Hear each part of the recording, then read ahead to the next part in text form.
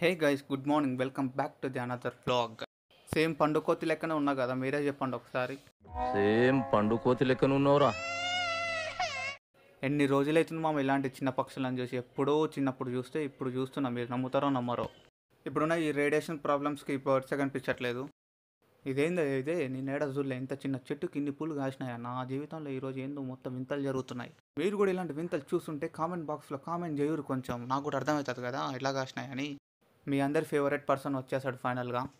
ఏం తీసుకురావాలో ఆలోచిస్తుండే. ఈరోజు సండే కదా, అటో ఇటో చేసి స్కూటీ తీసిండు. పక్కన స్పెట్స్ ఉండే, స్పెట్స్ అని నన్ను తిడతా ఉండు. ఓకే, స్పెట్స్ ఇచ్చినట్టు ఇచ్చి ఒకేసారి లాకుండా దెబ్బకు ఫైర్ అయ్యిండు. స్కూటీ దిగి వస్తుంది కొడదామని చెప్పేసి, ఎందుకులేని తిరిగి ఇచ్చేసిన నేనే. నాతో పెట్టుకోవద్దు అని మా అయ్య ఫోన్ మాట్లాడుతుంటే పోయి కుయ్య అన్న. ఫోన్ చూడండి ఎట్లా సైడ్కి పెట్టుకుంటుండో. ఆయన మాట్లాడుతూనే ఉండు, మన పనేమో కానిస్తూనే ఉన్నాం సైడ్ నుంచి.